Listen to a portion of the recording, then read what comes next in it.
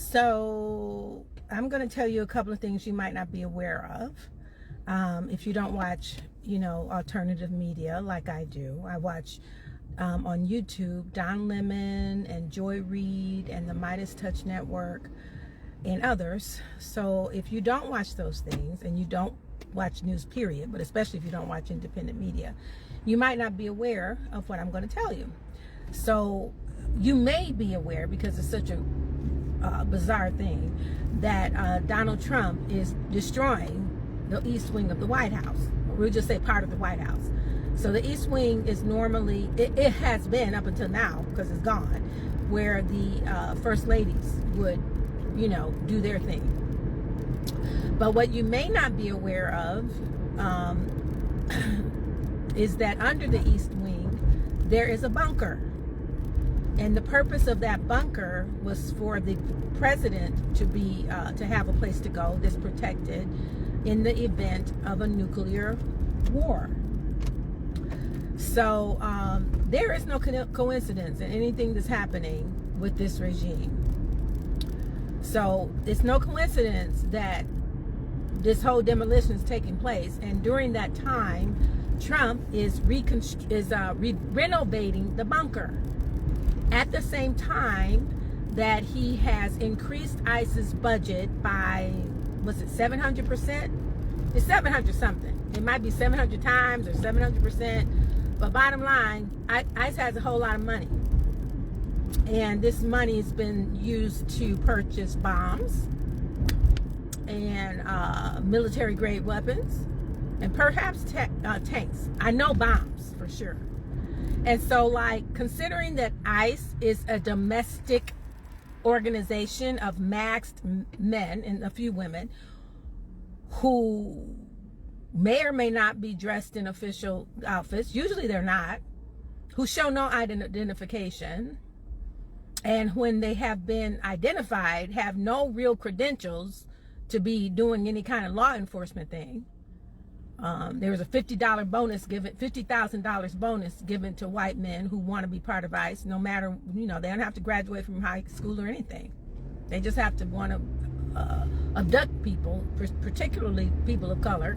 But now they've expanded their operations into white people.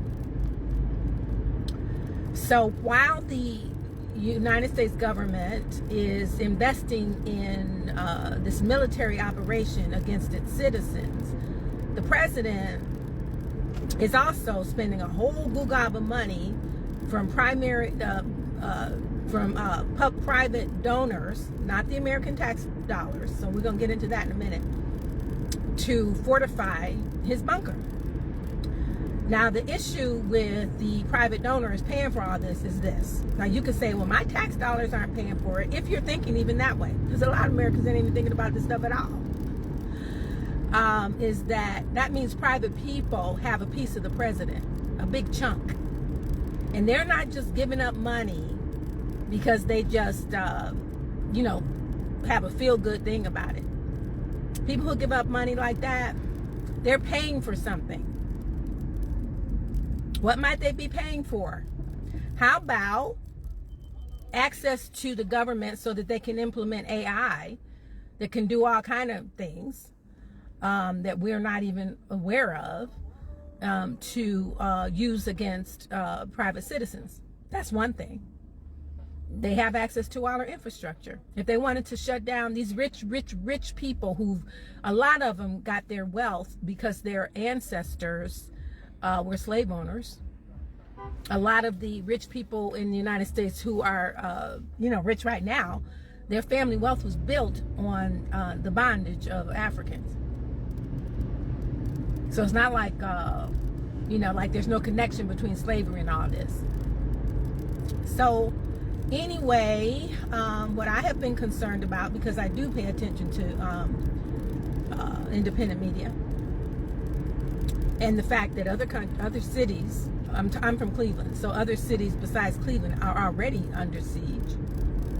Most recently Chicago, but also DC, California. I can't forget what city it was in California. What was another one that got attacked? There's DC, there's Chicago right now, There was that city in California, Portland, Oregon. There was Oregon. And so these places have a common denominator where ISIS come in and abducted people. And that is that there's a whole bunch of black people there. Black people. But they go, they attack white people too if they happen to be in those areas. So my point is that we should be very concerned, because this kind of operation of fortifying a bunker under the state, infrastructure, Hitler did that before going to war against against the citizens of Germany, which ultimately blew into the whole Holocaust. And also everything that has been happening under the MAGA regime, Trump, we'll say Trump regime, but he's not the head of it. He's a puppet. There's people that have been, working behind the scenes, ever since the inception of the United States. But certainly it kind of picked up steam under Reagan. What was my point in saying that? I don't know what my point was. Well, I know what I'm thinking, which is that there's a plan.